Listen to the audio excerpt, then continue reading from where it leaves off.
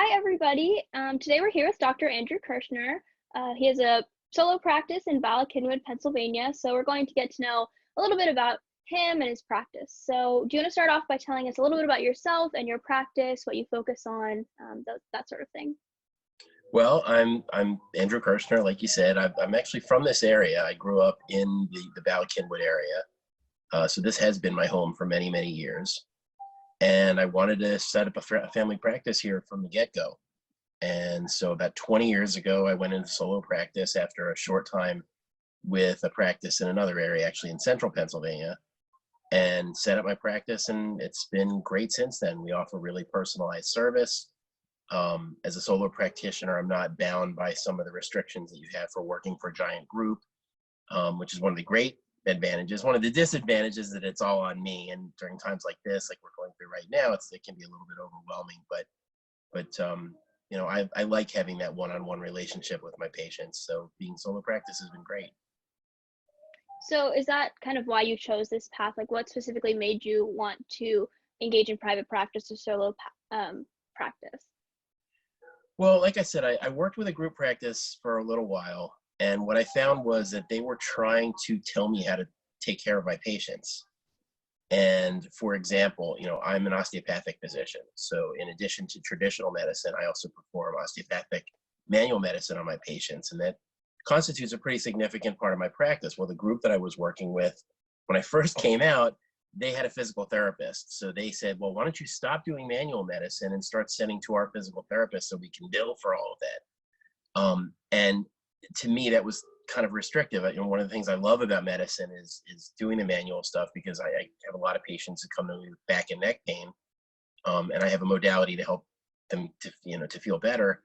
And so I really felt like I was, cheating my patients, and I didn't like that I was really that I wasn't really able to provide care the way I wanted to.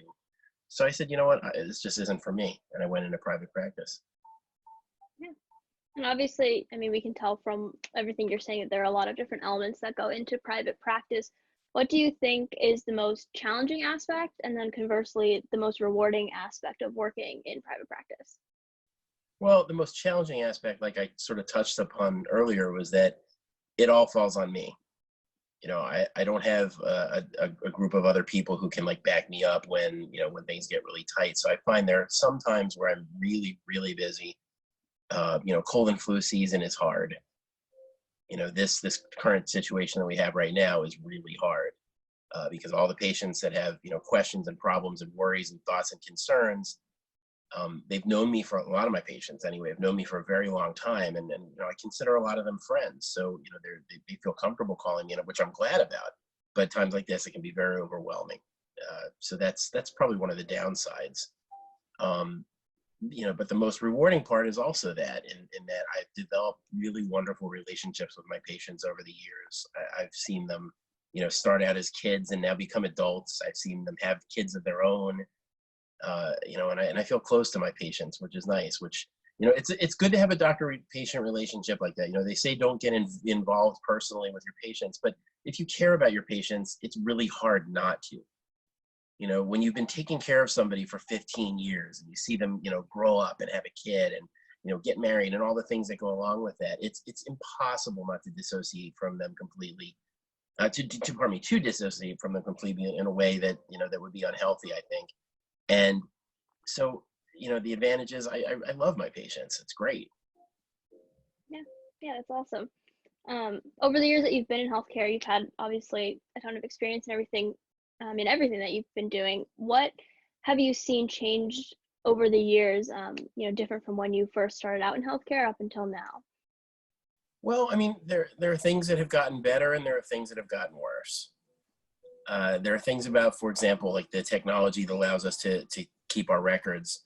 There are things about it that are great. I have access to everybody's patient history. I have access to all their previous studies. I think, things that make it easy for me to get all the information that I need about a patient. But because there are so many different systems out there, there's no real consistency between them. So sometimes you hit these roadblocks where you're just like, hitting a technological hitch where you can't get a study. They tell you the study is in the system, you're looking and you can't find, it's just not there. And it's usually just because there's some incompatibility between the systems and the way they're trying to communicate with each other. So, that's both a positive and a negative since I've been in practice. One of the other positives that I've seen is that I think patients are more open to a collaborative relationship with their doctor. It used to be where patients would go to their doctor and say, tell me what pill to take, but now, people are more interested in incorporating lifestyle modifications and things to their daily routine for their own well-being. So it's not just me telling them what to do, it's them actually taking some agency and us working together to give them the best, health that we can give them.